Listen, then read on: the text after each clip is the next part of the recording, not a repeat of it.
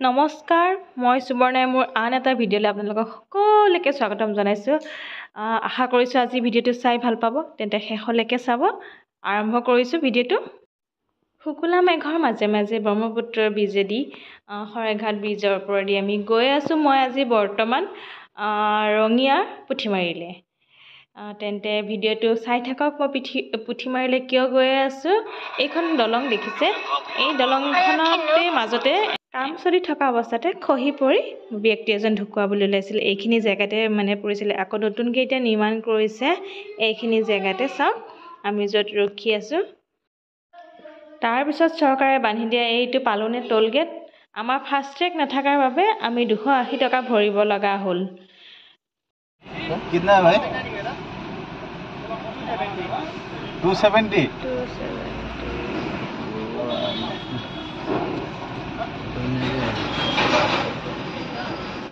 তো টোল গেটত পইচা ভৰি পেলাই আমি ৰঙিয়া আহি পালোহি এইখন পুথিমাৰী নদীয়েদি আমি পুথিমাৰী গাঁওখন আহি পালোঁ বৰ সুন্দৰ গাঁও ইয়াতে বোলে খুব এইবাৰ বাৰিষাত খুব মাছ ওলাইছিলে আৰু পুথিমাৰী নদীৰ কাষৰ মানুহবিলাকে শুনিছোঁ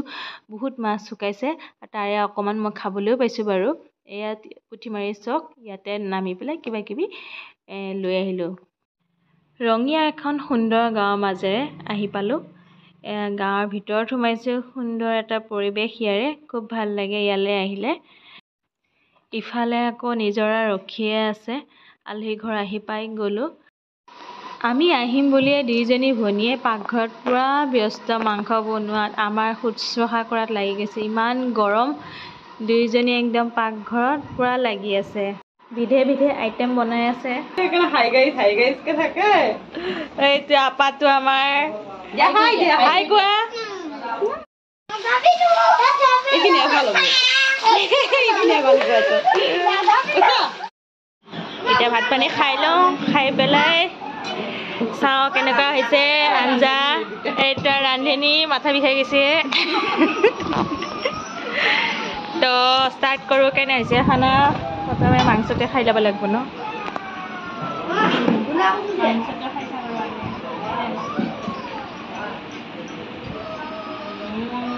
টেষ্টি এইটো বেছি লোভনীয় হৈ আছে এইটো চিকেন কি বনাইছা চিলি চিকেন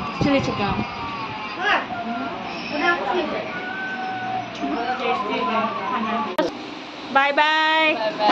আহিবা আমাৰ ঘৰত আহিম দেউতা কৃষ্ণ বাই বাই মাহঁতৰ ঘৰৰ পৰা ওলাই আমি যাব ওলাইছোঁ ঘৰলৈ বুলিয়ে কিন্তু আমি বাটত এফালে সোমাম কিন্তু চাই থাকক মোৰ ভিডিঅ'টো গম পাব ক'ত সোমাম তাৰে আগতে এয়া আমি কমলপুৰ হৈ পেলাই গাঁৱৰ মাজে মাজে যাব ওলাইছোঁ যাতে আমি এই অঞ্চলটো দেখা নাই যে চাই যাম বুলি ভাবিছোঁ আবেলিৰ সুন্দৰ এটা পৰিৱেশ সূৰ্য অস্ত যোৱা সময় হৈছে আৰু সুন্দৰ এটা গাঁৱৰ মাজে মই এইফালে কোনোবাৰে অহা নাই সেইটো কাৰণে চাম বুলি আহিলোঁ মাছৰ জেগা বুলি শুনিছোঁ মাছ মাৰিও আছে ইমান ভাল লাগিছে গাঁৱৰ মাজেৰে শান্তশিষ্ট এটা পৰিৱেশ পাইছোঁ সঁচাই বহুত ভাল লাগিছে কমলপুৰ এই অঞ্চলটো ফাইনেলি আমি আহি পাই গ'লোঁ ভূপেন হাজৰিকাদেৱৰ সমাধি ক্ষেত্ৰস্থল তেন্তে আহকচোন ভূপেন হাজৰিকা সমাধি ক্ষেত্ৰস্থল চাওঁ এবাৰ টিকেটটো কাটি ল'ব লাগিব চহী কৰিব লাগিব টিকেট নালাগে ইয়াতে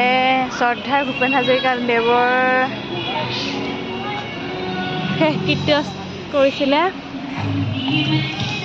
আহিমকৈ আহিব পৰা নাই আজি হঠাৎ আহি গ'লোঁ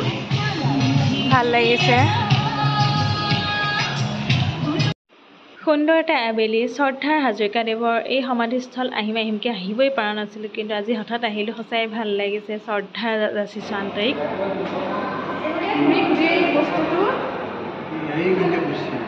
এইখিনি এনেকৈ থৈ দিলে আৰু এতিয়াও সেনেকৈ হৈ আছে এই যে এইখিনি এতিয়াও আছে এনেকুৱা এতিয়া এনেকুৱা আছে এইখিনি যে এতিয়াও আছে এতিয়া বাহিৰত আছে এই ক্ষেত্ৰলৈ সকলো মানুহে আহিছে নিশ্চয়কৈ মইহে দেৰিকৈ আৰু যিসকলে এতিয়াও অহা নাই মই তেওঁলোকৰ বাবে কৈছোঁ এই যে আমি দূৰৰ পৰা দেখোঁ এই বগাকৈ ঘৰটো এই ঘৰটোত মানে গোটেই ভূপেন হাজৰিকাৰ স্মৃতিবিলাক আছে সৰুৰ পৰাই ডাঙৰলৈ ফটোবোৰ সংৰক্ষণ কৰা আছে অন্তিম মুহূৰ্তলৈ চিতাত উঠোৱা প্ৰতিটো মুহূৰ্ত ইয়াত ফটো আকাৰত সংৰক্ষণ কৰি থোৱা আছে মই ভাবোঁ ইয়াতকৈও বেছিকৈ সংৰক্ষণ কৰি থোৱা আছে কলাক্ষেত্ৰত তাতে তেখেতৰ বঁটা পৰা আদি কৰি সকলো কল্পনা লাজমী ডাঙৰীয়াদেৱে তাত সংৰক্ষণ কৰিবলৈ দিয়া বুলি আমি গম পাইছিলোঁ এয়া চাওক ইয়াতে তেখেতক অন্তিম সৎকাৰ কৰা হৈছিলে এইটো এটা কলম আকাৰ বনাই থৈছিলে ইয়াত এখন সুন্দৰ পাৰ্ক বনাই থোৱা হৈছে সঁচাই ভাল লাগিছে আৰু ইয়াত মানে এনি টাইম ভূপেন হাজৰিকা ডাঙৰীয়াৰ গীত বাজি আছে চাৰিওফালে তেখেতৰে গীত সুৰ ৰজন জনাই আছে গোটেই অঞ্চলটোত ইফালে আকৌ তেখেতক থোৱা হৈছিলে এই ঘৰটোতে সেইবাবে ইয়াতে সেই দিন ধৰি এগছি চাকি জ্বলি আছে আমি যাওঁতেও জ্বলি আছিলে এয়া দেখিছেনে এই গছি চাকি জ্বলি আছে এই সমাধি ক্ষেত্ৰ জালুকবাৰীত মাজমজিয়াত অৱস্থিত আৰু ইয়াত পাৰ্কিঙৰ কোনো ধৰণৰ চাৰ্জ লোৱা নাছিলে